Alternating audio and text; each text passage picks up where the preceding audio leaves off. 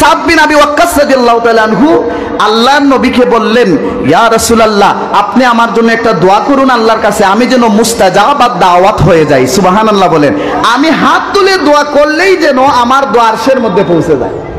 জি, আমার দোয়া করলেই যেন আরশের মধ্যে আল্লাহ কবুল করেন, পৌঁছে যায়, আমাকে মুস্তাজাবাত দাওয়াত বানায় দেন। সুবহানাল্লাহ বলেন।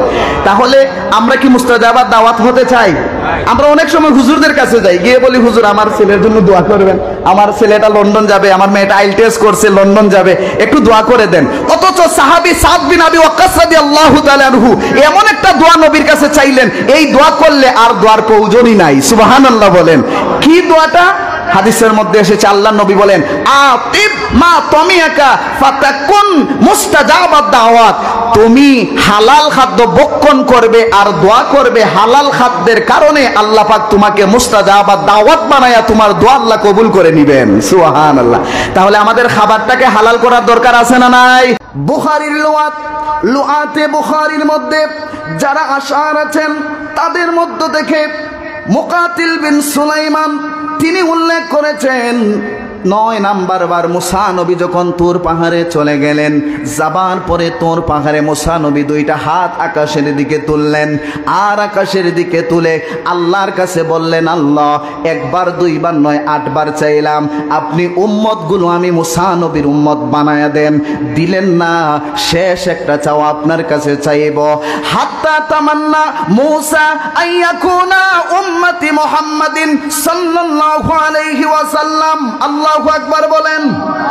আল্লাহ নবী মুসা আল্লাহর কাছে চাইলেন, আল্লাহ, 9 নাম্বার বার আপনার কাছে চাইলাম, শেষ জামানার উম্মত আমি মুসাকে দেওয়ার কোনো দরকার নাই, আমি মুসাকে আপনি শেষ জামানার উম্মত বানায়া দেন।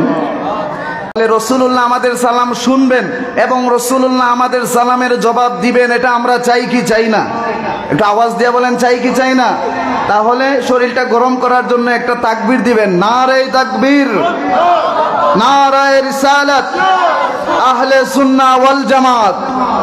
তাহলে ঐতিহ্যবাহী দ্বীনি বিদ্যাপীঠ বরৈখান্দি ইসলামিয়া ফাজিল ডিগ্রি মাদ্রাসা, দক্ষিণ সুরমা, সিলেটের ঐতিহ্যবাহী এই মাদ্রাসার আজকের 55তম বার্ষিক ওয়াজ ও দোয়ার মাহফিলের সম্মানিত সভাপতি সাহেব, উপস্থিত আছেন অত্র মাদ্রাসার ম্যানেজিং কমিটির সম্মানিত সদস্যবৃন্দ, উপস্থিত আছেন অত্র মাদ্রাসার স্বনামধন্য প্রিন্সিপাল হুজুর, ভাইস প্রিন্সিপাল হুজুর সহ আসাতিজায়ে কেরামগণ, অত্র মাদ্রাসার হিফজ বিভাগের প্রধান এবং আশেপাশের মসজিদের ইমাম, খতিব এবং সম্মানিত মুয়াজ্জিন সাহেবগণ, আমার সামনে উপবিষ্ট মুরব্বী বাবারা, যুবক ভাইয়েরা, বেগুনা মাসুম বাচ্চারা, পর্দার আড়ালে মা ও বোনেরা, রহমানি ওয়া রাহিমাকুমুল্লাহ। শুরুতে আল্লাহ পাকের শুকরিয়া আদায় করার নিয়তে আমরা জবান ছেড়ে দিয়ে সকলে একবার বলি আলহামদুলিল্লাহ। আর একটু জবান ছেড়ে দিয়ে বলি আলহামদুলিল্লাহ। অসংখ্য গণিত দুরূদ আর সালামের হাদিয়া পেশ করছি আল্লাহর সৃষ্টির প্রধান আকর্ষণ রাহমাতুল লিল আলামিন নবীর খেদমত মোবারকে, যার উম্মত আল্লাহ পাক আমাকে কবুল করেছেন, মঞ্জুর করেছেন। জবান ছেড়ে দিয়ে পড়ি আলহামদুলিল্লাহ। আমরা নবীর উম্মত হতে পেরেছি, খুশি না বেজার? একটু সামনে আগায়া বসেন, একটু আওয়াজ দিবেন, আওয়াজ দিলে বক্তা কথা বলতে ভালো লাগে, কি বলেন? জি। তাহলে আমরা যে নবীর শ্রেষ্ঠ উম্মত হয়েছি, এতে আমরা খুশি না বেজার? কতটুকু আমাদের মান মর্যাদা, ইজ্জত, সম্মান আল্লাহ দিয়েছেন। আমি আপনাদেরকে একটা হাদিস শোনাই, কিছু কোরআন এবং হাদিসের কথা না বললেও অনেকেই বলবেন মাইকের আওয়াজ অনেক দূর যাচ্ছে, যে হুজুর কিচ্ছা কাহিনী বলে চলেই গেলেন, কিছু কোরআন হাদিস বলার দরকার অবশ্যই আছে। তাহলে শুনুন, কানা রাসূলুল্লাহি সাল্লাল্লাহু আলাইহি ওয়াসাল্লাম, আল্লাহ রাসূল বর্ণনা করেন, ইন্নাল জান্নাতা হারামুন কুল্লাল আনবিয়ায়ে মা'আল উম্মাতিহিম হাত্তা আদখুলাহা, ইয়ানি আদখুলাল জান্নাতা মা'আল উম্মতি। সুবহানাল্লাহ বলেন। আল্লাহর নবী বর্ণনা করেন, ইন্নাল জান্নাতা হারামুন, নিশ্চয়ই আল্লাহ রাব্বুল আলামিন এত সুন্দর করে 8টা জান্নাত সাজাইলেন, এই 8টা জান্নাতকে আল্লাহ পাক হারাম ঘোষণা করেছেন। কুল্লাল আনবিয়ায়ে মাআল উম্মাতিহিম, অন্যান্য সকল নবীগণের উম্মতের জন্য জান্নাতকে হারাম করা হয়েছে। হাত্তা আদখুলাহা, যতক্ষণ পর্যন্ত না প্রবেশ করবেন, ইয়ানি আদখুলাল জান্নাতা মাআল উম্মতি, এই উম্মতে মুহাম্মদী অর্থাৎ আমি আপনি উম্মতে মুহাম্মদী যতক্ষণ পর্যন্ত আল্লাহর নূরের জান্নাতে প্রবেশ না করবেন, এর আগে অন্যান্য নবীদের উম্মতরা প্রবেশ করার কোনো সুযোগ নাই। সুবহানাল্লাহ বলেন। শুধু তাই নয়, হযরতে মূসা কালিমুল্লাহ আল্লাহর সাথে কথা বলার জন্য তুর পাহাড়ে চলে গেলেন, কথা বললেন। এবার একদিন আল্লাহর নবী আল্লাহর সাথে কথা বলতে গেলেন তুর পাহাড়ে। সেখানে যাবার পরে আল্লাহর কাছে বললেন, আল্লাহ, তাওরাত কিতাব আমি যখন তেলাওয়াত করি, এই তাওরাত কিতাবের মধ্যে শেষ জামানার নবীর উম্মতদের এত মর্যাদা, এত সম্মান, এত মর্যাদা, এত মান সম্মান, ইজ্জত, এত মর্যাদার অধিকারী। ও আল্লাহ, আপনি ওই উম্মতগুলোকে আমাকে দিয়া দেন, শেষ জামানার উম্মত আমি মূসা নবীর উম্মত বানায়া দেন। সুবহানাল্লাহ বলবেন না? কথা কি বোঝা যায়? আচ্ছা, তাহলে জোরে সুরে একবার বলেন আল্লাহু আকবার। মাশাআল্লাহ। হযরতে মূসা কালিমুল্লাহ আল্লাহর কাছে ফরিয়াদ করলেন। একদিন করলেন, আল্লাহ নামঞ্জুর করে দিলেন। দ্বিতীয় দিন আল্লাহ পাক আল্লাহর নবী আল্লাহর কাছে ফরিয়াদ করলেন, আল্লাহ, শেষ জামানার উম্মতগুলো আমি মূসা নবীর উম্মত বানায়া দেন। আল্লাহ নামঞ্জুর করে দিলেন। একদিন, 2 দিন, 3 দিন, এইভাবে 8 দিন আল্লাহর কাছে তিনি ফরিয়াদ করলেন, আল্লাহ, আপনি শেষ জামানার উম্মতগুলো আমার উম্মত বানায়া দেন। আল্লাহ 8 বারই মূসা নবীর দরখাস্তকে নামঞ্জুর করে দিলেন। সুবহানাল্লাহ বলেন। বুখারীর লুআতে বুখারীর মধ্যে যারা আশার আছেন তাদের মধ্য থেকে মুকাতিল বিন সুলাইমান তিনি উল্লেখ করেছেন, 9 নাম্বার বার মূসা নবী যখন তুর পাহাড়ে চলে গেলেন, যাবার পরে তুর পাহাড়ে মূসা নবী 2টা হাত আকাশের দিকে তুললেন, আর আকাশের দিকে তুলে আল্লাহর কাছে বললেন, আল্লাহ, 1 বার 2 বার নয়, 8 বার চাইলাম, আপনি উম্মতগুলো আমি মূসা নবীর উম্মত বানায়া দেন। দিলেন না। শেষ একটা চাও আপনার কাছে চাইব, হাত্তা তামান্না মূসা আইয়াকুনা উম্মতি মুহাম্মাদিন সাল্লাল্লাহু আলাইহি ওয়াসাল্লাম। আল্লাহু আকবার বলেন। আল্লাহ নবী মূসা আল্লাহর কাছে চাইলেন, আল্লাহ, 9 নাম্বার বার আপনার কাছে চাইলাম, শেষ জামানার উম্মত আমি মূসাকে দেওয়ার কোনো দরকার নাই, আমি মূসাকে আপনি শেষ জামানার উম্মত বানায়া দেন। শুধু তাই নয়, হযরতে ঈসা রূহুল্লাহ এই বিষয়গুলো জানতেন। এই জন্য হাফেজ জালালউদ্দিন সৈয়দী আল হাওলাল ফতোয়ার কিতাবের মধ্যে উল্লেখ করেছেন, হযরতে ঈসা রূহুল্লাহ বেশি বেশি করে আল্লাহর কাছে দোয়া করতেন। কোন দোয়াটা করতেন? তিনি বেশি বেশি করে দোয়া করতেন, আল্লাহুম্মা জাআলনি মিন উম্মতি মুহাম্মাদিন সাল্লাল্লাহু আলাইহি ওয়াসাল্লাম। আয় আমার মালিক, আমি শেষ জামানার নবী হতে চাই না, আমি এখনো নবী হতে চাই না, শেষ জামানার উম্মত হিসাবে আমি ঈসা রূহুল্লাহকে আপনি কবুল করে নেন। সুবহানাল্লাহ বলেন। আল্লাহ পাক ঈসা রূহুল্লাহর কথা কবুল করলেন। তিনি দ্বিতীয় আকাশে অথবা চতুর্থ আকাশের মধ্যে আছেন। তিনি শেষ সময়ে দাজ্জালের আগ মুহূর্তে, হত্যা করার আগ মুহূর্তে জমিনে আসবেন। ইমাম মাহদী আলাইহিস সালামের পিছনে নামাজ পড়বেন। লক্ষ্য করুন, ঈসাই ধর্মাবলম্বীরা যারা আছে তারা এখনো বলে ঈসা নবী হয়ে আসবেন। আমরা বলি আমার নবী বলেছেন, আনা খাতামুন নাবিয়িন লা নাবিয়্যা বাদি, আমার পরে কোনো নবী নাই, আমি হলাম শেষ নবী, আমি হলাম শেষ নবী। কিন্তু মাজুসি আর ঈসাই সম্প্রদায় এখনো বলে ঈসা আকাশ থেকে নবী হয়ে নামবেন। আমরা বলি ঈসা নবী হয়ে নয়, বরং ঈসা আলাইহিস সালাম আমার আপনার মতো উম্মত হয়ে এই দুনিয়ার বুকে আসবেন। একমাত্র ঈসা রূহুল্লাহর কথা আমার আল্লাহ কবুল করেছেন। জবান ছেড়ে দিয়ে বলুন সুবহানাল্লাহ। তাহলে আমাদের মর্যাদা কম না বেশি? বাবারা কি বলেন, কম না বেশি? বেশি।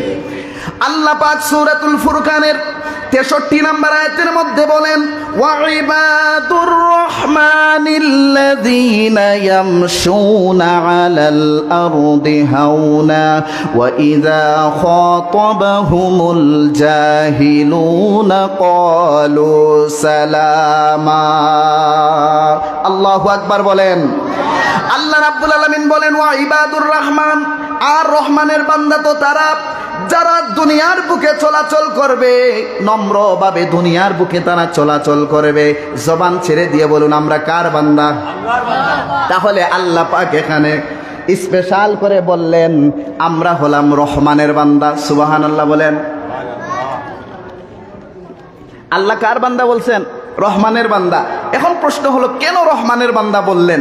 এর কয়েকটা কারণ হচ্ছে রহমান এবং রাহিম আল্লাহ 99টা সিফতি নামের মধ্যে 2টা গুণবাচক নাম, এগুলোর একই অর্থ তাফসিরে কাবিরের মধ্যে এসেছে।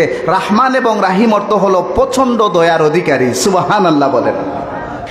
তাফসিরে জালালাইনের মধ্যে হাফেজ জালালউদ্দিন সৈয়দী উল্লেখ করেছেন, তাফসিরে মাজহারির মধ্যে আল্লামা কাজী সানাউল্লাহ পানিপতি রহমতুল্লাহ আলাইহি উল্লেখ করেছেন, তাফসিরে কাসিরের মধ্যে আল্লামা ইমাদউদ্দিন ইবনে কাসির এইভাবে 7 থেকে 8টা তাফসিরের মধ্যে উল্লেখ করেছেন আর রহমানু ফিদ দুনিয়া ওয়া রাহিমা ফিল আখিরা। আল্লাহ হলেন দুনিয়ার জন্য রহমান, পরকালে আল্লাহ আমাদের জন্য হয়ে যাবেন রহিম। সুবহানাল্লাহ বলেন। তাহলে রহমান কেমন করে? কারণ এই দুনিয়ার বুকে একজন নামাজ পড়লেও আল্লাহ তাকে খাওয়ান, একজন নামাজ না পড়লেও আল্লাহ তাকে খাওয়ান, একজন যদি নাস্তিক হয়ে যায়, ব্লগার হয়ে যায়, তারপরেও আল্লাহ তাকে খাওয়ান। আপনি লক্ষ্য করুন এই বড়ইখান্দি এরিয়ার মধ্যে 1 থেকে 10 নম্বর রোড পর্যন্ত আপনি দেখবেন আকাশ থেকে যখন আল্লাহর বৃষ্টি নাজিল হওয়া শুরু হয়, পার্শ্ববর্তী হিন্দু এলাকা যদি থাকে, হিন্দুদের বাড়ির মধ্যেও বৃষ্টিটা পড়ে। তার মানে হলো দুনিয়ার বুকে আল্লাহ হলেন রহমান, সবার জন্য, হিন্দু খ্রিস্টান বৌদ্ধ নাসারা মাজুসি হোক মুসলমান হোক, সবার জন্য আল্লাহ রহমান, আল্লাহর দয়াটা সবার জন্য দুনিয়াতে।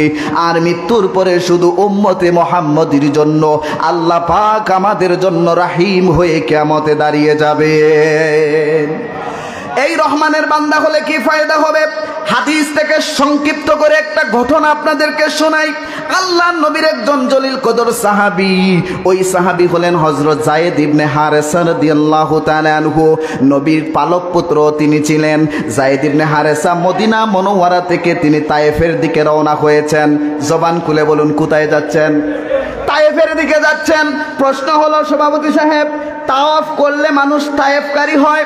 যারা হজ করতে আল্লাহর ঘর তাওয়াফ করেন, তাওয়াফের মধ্যে তাওয়াফ করেন, তাদেরকে তাওয়াফকারী বলা হয়। কিন্তু তাওয়াফ একটা এরিয়ার নাম, জায়গার নাম, জায়গাটা কেমন করে তাওয়াফ করলো? প্রশ্ন আছে না? এই বড়ইখান দিয়ে এরিয়াকে কেউ কি তাওয়াফকারী বলতে পারবে যে আল্লাহর বাড়ি তাওয়াফ করছেন? কিন্তু স্পেশালভাবে এখানে তায়েফকে তাওয়াফকারী, তায়েফ কেন বলা হয় এর অনেক কারণ আছে, লম্বা ঘটনা আমি বলতে যাব না। আল্লাহর নবী সাহাবী যায়েদ ইবনে হারেসা রওনা দিলেন তায়েফের দিকে। পথিমধ্যে যাওয়ার পরে একজন লোক দাঁড়িয়ে বলল, ও নবীর সাহাবী কোথায় যাও? লোকটা বলল, শোনো আমি যাচ্ছি তায়েফের দিকে, সফর করতেছি। কেন, কি কারণ? বলে আমি আপনার সফর সঙ্গী হতে চাই। আল্লাহর নবী সাহাবী যায়েদ ইবনে হারেসা বললেন, তাহলে চলো আমার সাথে। 2 জন লোক মদিনা মুনাওয়ারা থেকে তায়েফের দিকে রওনা দিলেন। যাচ্ছেন 2 জন যাচ্ছেন। প্রচন্ড রৌদ্র, গরমের এরিয়া, মরুময় এরিয়ার মধ্যে গরমের কারণে একটু বিশ্রামের দরকার। তখনকার সময় এরকম প্রাডো গাড়ি ছিল না, হাইএক্স গাড়ি আর লোহার মতো গাড়ি ছিল না। পায়ে হেঁটে হেঁটে যাচ্ছেন। একটা গুহা দেখে গুহার ভিতরে ঢুকে গেলেন। যায়েদ ইবনে হারেসা বললেন, শুনো ভাই, আমি বড় ক্লান্ত, আমি একটু ঘুমিয়ে যাই। ঘুম থেকে উঠে 2 জন আবার রওনা দিব। হযরত যায়েদ ইবনে হারেসা ঘুমিয়ে গেলেন। ঘুমের মধ্যে ওই যে লোকটা সফর সঙ্গী ছিল, সফর সঙ্গী লোকটা তার ব্যাগ থেকে কিছু দড়ি বাহির করলো, কিছু রশ্মি বাহির করলো। রশ্মিগুলো বাহির করে হযরত যায়েদ ইবনে হারেসার হাতগুলো বেঁধে ফেললো, পাগুলো বেঁধে ফেললো। হযরত যায়েদ ইবনে হারেসার চোখগুলো খুলে গেল, ঘুমটা ভেঙে গেল। কি ব্যাপার, তুমি আমার হাত কেন বাঁধলে? কোন কারণে তুমি আমার পাগুলো বাঁধলে? কারণ কি রে ভাই? তোমার সাথে আমার কোনো দুশ্মনী নাই, তোমাকে তো আমি চিনি না, তুমি আমার সাথে সফর সঙ্গী হিসাবে রওনা দিয়েছো, কোনো দুশ্মনীও তো তোমার সাথে নাই, ঠিক কিনা বলেন? দুশ্মনী আছে? কেউ কাউকে চিনে না। তাহলে কেন ভাই তুমি আমার হাত বাঁধলে, কেন আমার পা বাঁধলে? লোকটা ডাক দিয়ে বলে, শোনো আল্লাহর নবীর সাহাবী, আমি কিন্তু সাধারণ কোনো মানুষ নই, আমি মুসলমান, শুধু লেবাসে মুসলমান, দাড়িতে মুসলমান, পাঞ্জাবিতে মুসলমান, টুপিতে মুসলমান, কিন্তু আমি মুনাফিক মার্কা মুসলমান। আমি এই পর্যায়ে তোমার দেহ থেকে মাথাটাকে আমি আলাদা করে ফেলবো। তরবারি বাহির করলো মুনাফিক, বাহির করে যায়েদ ইবনে হারেসার ঘাড়ের মধ্যে লাগিয়ে বলল, এই মুহূর্তে তোমাকে আমি মেরে ফেলবো। আল্লাহর নবীর সাহাবী যায়েদ ইবনে হারেসা বললেন, ভাই আমার অপরাধটা কি, একটা মিনিটের জন্য বলো, মেরে তো ফেলবা, আমার অপরাধ কি জানতে চাই। তখন লোকটা বলল, আমি তো মোহাম্মদকে মারতে পারবো না, তোমাকে মারার কারণে মোহাম্মদ খবর শুনলে সে কষ্ট পাবে, আমি মুনাফিক আনন্দ পেয়ে যাব। নাউজুবিল্লাহ বলেন। এই ছিল মুনাফিকের অন্তরের মধ্যে। এই জন্য ইসলাম আর মুসলমানের সবচেয়ে বেশি ক্ষতি যারা করেছে, ইসলাম আর মুসলমানের সবচাইতে বেশি ক্ষতি যারা করেছে, তারা পাগড়িওয়ালা, টুপিওয়ালা, জুব্বাওয়ালা মুনাফিক মার্কা মুসলমান। ঠিক কিনা বলেন? আমরা দেখেছি কারবালার প্রান্তরে ইমাম হুসাইনের সাথে ৭২ জন সদস্য ছিলেন, কিন্তু ইয়াজিদ বাহিনী ২২,০০০ ছিল, তার মধ্য থেকে ৭,০০০ হাফেজে কোরআন ছিল, ৩,০০০ মুফতি ছিল। তারাও ইমাম হুসাইনের সাথে, আহলে বায়াতের সাথে তরবারি ধরেছে, তারাও জুমার নামাজ পড়েছে। আমরা বলতে চাই তারাও মুসলমানদের মুনাফিক ছিল। আজকেও মুনাফিক আমাদের সমাজের মধ্যে আছে না নাই? সাবধান। যায়েদ ইবনে হারেসা বললেন, ভাই এই কি তোমার মনের ইচ্ছা? বলে, হ্যাঁ এটাই আমার মনের ইচ্ছা। এই বলে তিনি তরবারি লাগিয়ে দিলেন যায়েদ ইবনে হারেসার গাড়ের মধ্যে। হযরত যায়েদ ইবনে হারেসা অসহায় হয়ে গেলেন, কি করবেন? আকাশের দিকে তিনি তাকাচ্ছেন, আর শেষবারের মতো তিনি আল্লাহকে ডাক দিলেন, আগিসিনি ইয়া রহমান। আল্লাহু আকবার বলেন। আল্লাহর নবী সাহাবী যায়েদ ইবনে হারেসা বললেন, আগিসনি ইয়া রহমান, ও আমার রহমান, আপনি আমাকে সাহায্য করুন। আল্লাহু আকবার বলেন। তাহলে সাহায্য করতে পারেন তিনি কে? আল্লাহ। আল্লাহ যিনি সাহায্য করতে পারেন তিনি আমার রহমান। ঠিক কিনা বলেন? আল্লাহ নবীর সাহাবী যখন ডাক দিলেন, আল্লাহ পাক জিবরিলকে ডাক দিলেন, ইয়া জিবরিল, তাড়াতাড়ি যাও, আমার ওই বান্দাকে তুমি সাহায্য করো। জিবরিল আমিন ছিলেন সিদরাতুল মুনতাহায়। সেখান থেকে আসতে আসতে তখন দেখা যাবে যে যায়েদ ইবনে হারেসার মাথা আলাদা হয়ে গেছে। এই জন্য বুখারী শরীফের মধ্যে হাদিসটা এসেছে, ওয়ালাহু সিত্তুমিয়াতা জানাব, হযরত জিবরিলের ৬০০ নূরের পাখা আছে। ৬০০ নূরের পাখা দিয়ে জিবরিল আমিন চলাচল করেন, চলাফেরা করেন, কিন্তু এত তাড়াতাড়ি আসতে পারবেন না। সিদরাতুল মুনতাহা থেকে হযরত জিবরিল ডাক দিলেন, ইয়া মুনাফিকুন লা তাকতুলহু, হে মুনাফিক তাকে হত্যা করো না। ওই লোকটা গুহা থেকে বাহির হয়ে গেল, কানের মধ্যে আওয়াজ চলে এসেছে গুহার বাহিরে কোনো মানুষ আছে। বাহির হওয়ার পরে গিয়ে দেখলেন, কেউ নাই। দ্বিতীয়বার তরবারি লাগালেন, দ্বিতীয়বার যায়েদ ইবনে হারেসা বললেন, আগিসনি ইয়া রহমান। আবার জিবরিল ডাক দিলেন, ইয়া মুনাফিকুন লা তাকতুলহু। লোকটা বাহির হয়ে গিয়ে দেখে কেউ নাই। তৃতীয়বার শেষবারের মতো ডাক দিলেন, আগিসনি ইয়া রহমান। তৃতীয়বার ডাক দিলেন, মুনাফিক বাহির হয়ে গিয়ে দেখে ঘোড়ার উপরে সাদা একজন মানুষ, পাঞ্জাবিওয়ালা, সবুজ একটা পাগড়ি তার মাথার উপরে। তারপরে তরবারি হাতে নামলেন, মুনাফিকের মাথার চুলের মধ্যে ধরলেন, দেহ থেকে মাথা আলাদা করে ফেললেন। তারপরে গুহার ভিতরে ঢুকলেন, যায়েদ ইবনে হারেসার হাত আর পায়ের বাঁধনগুলো ছেড়ে দিলেন, খুলে দিলেন, নিয়ে আসে। খুলে দেওয়ার পরে লোকটা ডাক, সাহাবী যায়েদ ইবনে হারেসা বলল, ভাই তুমি কে যে আমাকে এই বিপদের মধ্যে উদ্ধার করেছো? কেউ তো উদ্ধার করার মতো আর মানুষ নাই।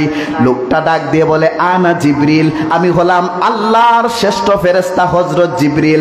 তুমি যখন আল্লাহকে আগিসনি ইয়া রহমান বলে ডাক দিয়েছো, আল্লাহ পাক তোমাকে সাহায্য করার জন্য আমি জিবরিলকে পাঠাইয়া দিয়েছেন। সুবহানাল্লাহ। তাহলে আজকেও যদি আল্লাহকে আমরা আল্লাহ বলে, রহমান বলে, রাহিম বলে ডাক দেই, আমার আল্লাহ আমাদেরকে সাহায্য করতে পারেন কি পারেন না?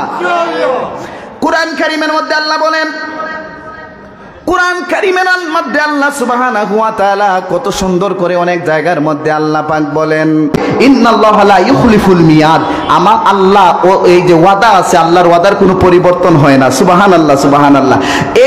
এই আয়াতের ব্যাখ্যায় একটা হাদিস এনেছেন হযরত আব্দুল্লাহ ইবনে আব্বাস রাদিয়াল্লাহু তাআলা আনহু। আমি খুব তাড়াতাড়ি বলতে যাচ্ছি আপনাদের সামনে যে তিনি একবার আল্লাহ রাসূলের সোয়ারির মধ্যে উঠলেন ঘোড়ার উপরে, রাসূলুল্লাহ সামনে আর আব্দুল্লাহ ইবনে আব্বাস নবীর আপন চাচাতো ভাই তিনি পিছনে বসলেন।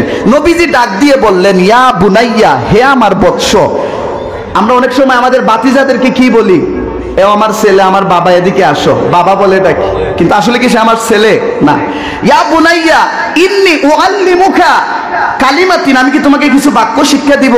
তিনি বললেন, জি, আমাকে শিক্ষা দেন। তখন আল্লাহর নবী বললেন, এই হাদিসটা এসেছে বুখারীতে, এই হাদিসটা এসেছে মুসলিমে, এই হাদিসটা এসেছে তিরমিজিতে। সুবহানাল্লাহ বলেন। কি এসেছে?